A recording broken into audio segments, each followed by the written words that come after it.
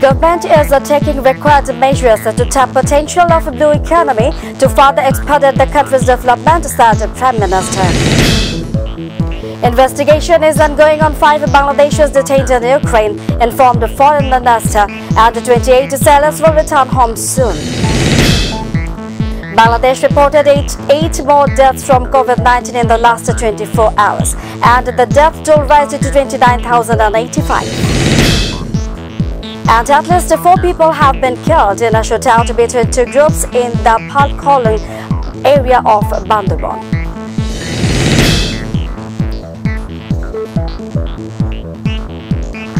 Assalamu alaikum. Welcome to Mytv News. I'm Fawzia Roshan with you in the newsroom today. Viewers, you're watching the headlines and I'm going to the details. Prime Minister Sheikh Hasina said her government has been taking required measures to leverage the potential of the blue economy to further expedite the country's development.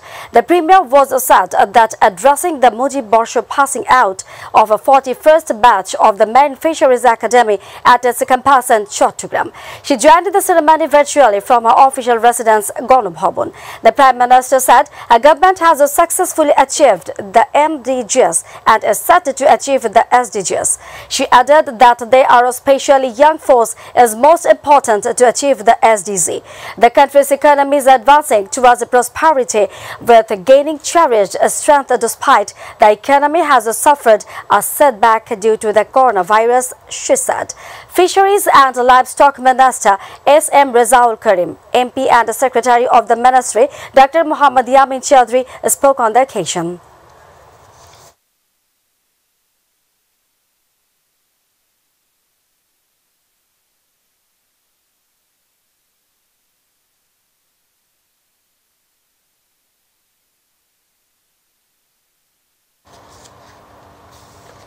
"28 sailors of Bangla Samriddhi who have been stranded in Ukraine among Russia-Ukraine battle will return home soon." Foreign Minister A.K. Abdul Momen confirmed this while he was responding to a question from reporters. The Foreign Minister said that the 28 sailors of the ship have been taken to Romania. They will return to the country soon. He also said that they are investigating about 5 Bangladeshis detained in Ukraine and gathering information about them. Embassy officials are looking into the matter, said the Foreign Minister.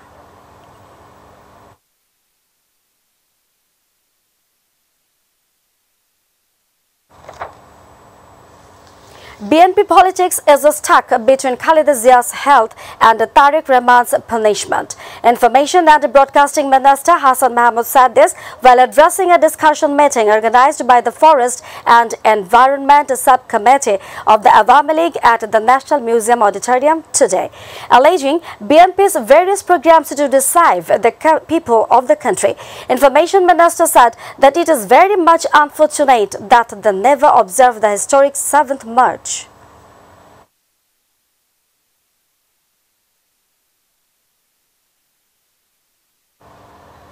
BNP has started a movement to protect the people's right to vote, not to hold power, says the BNP Secretary General Mirza Fakhrul Islam Alamgir. He said that due to the incompetence of government ministers and MPs, the prices of goods are on the rise. He made these allegations at a protest rally of students in front of the National Press Club today.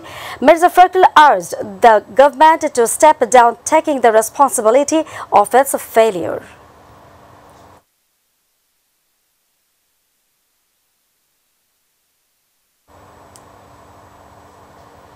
Bangladesh reported 8 more deaths from COVID-19 in the last 24 hours, taking the death toll from the pandemic to 29,085.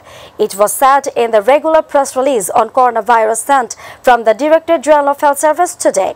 The total cases stood at 19,47,266 as 529 fresh cases were reported in the last 24 hours. The statement added, earlier, 368 COVID-19 cases and 13 deaths were reported in the previous day.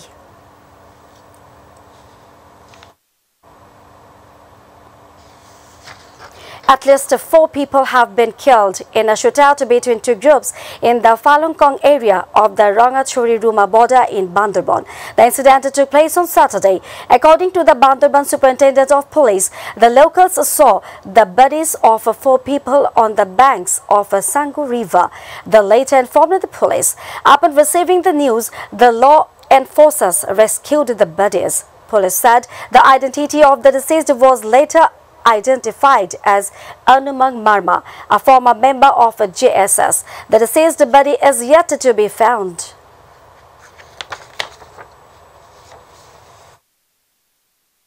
Bangladesh Meteorological Department today said that the deep depression over Southwest Bay and adjoining area moved southwestwards, weakened into a depression and lay centered over the same area at 6 am today.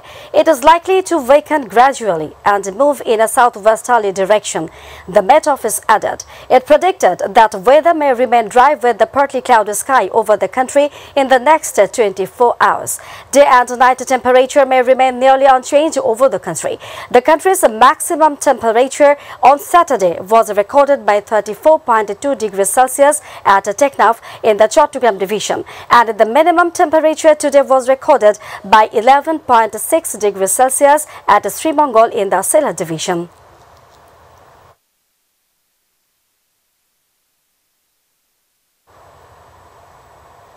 Viewers, now international news.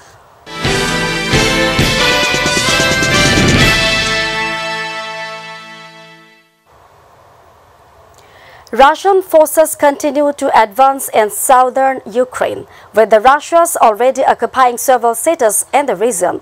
Meanwhile, Russian President Vladimir Putin has announced that no matter what to happen in the war, but he will win, and the Western world is working to stop him. Yasir Arafat with the more details. Since the start of the Russian invasion, Western nations have been pushing for unprecedented sanctions on Russia since the invasion started on Ukraine. MasterCard and Visa have also decided to suspend their operation in Russia due to the operation in Ukraine. This is the latest blow to the country's financial system as a result of invasion of Ukraine. This seems as a major blow to Russia's economy. In such a situation, Russian President Vladimir Putin has said that the sanction imposed on Russia by the Western world after the invasion of Ukraine are tantamount to declaring war. But thank God, the time has not come yet. Putin also warned that any attempt to establish a no-fly zone over Ukraine would be seen as a participation in the armed conflict, and also dismissed rumors of a declaration of martial law in Russia. Zelensky asked 300 members of Meanwhile, in a phone conversation with French President Emmanuel Macron, Putin announced that he would win the war no matter what. In his 22 years rule, the Russian leader is using all the tactics at his disposal to implement this most ambitious plan. and Putin have engaged in... On the other hand, no one wants to confront Russia's President Vladimir Putin directly. Instead, Western leaders are making complex calculations. As part of this, US Secretary of State Antony Blinken is visiting Poland. On Saturday, he met with the Polish Prime Minister and Foreign Minister. Israeli Prime Minister Naftali Bennett has already visited Moscow to medicate the war. Also reflected his sheer... Russian forces has continued to make progress in southern Ukraine in the wake of these calculations of world politics. During the phone call, Putin also... Yasir Arafat, MyTV News Desk. Viewers, about to the end of the headlines once again.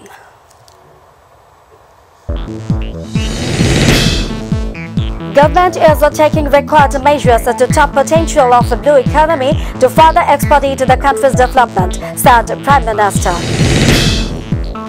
Investigation is ongoing on 5 Bangladeshis detained in Ukraine, informed the Foreign Minister. 28 sailors will return home soon. Bangladesh reported 8 more deaths from COVID-19 in the last 24 hours, and the death toll rised to 29,850.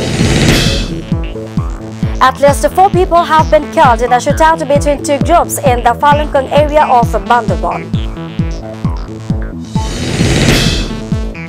Russian forces continue to advance in southern Ukraine and occupied several cities during the ceasefire.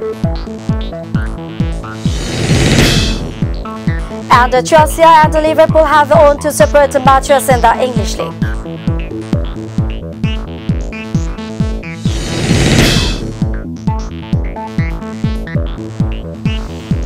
That's all from our newsroom for now. Thanks for being with us. To join with My TV News online, visit YouTube/mytvbd news. And to watch all our programs, visit YouTube/mytv Bangla, Facebook/mytv Bangla.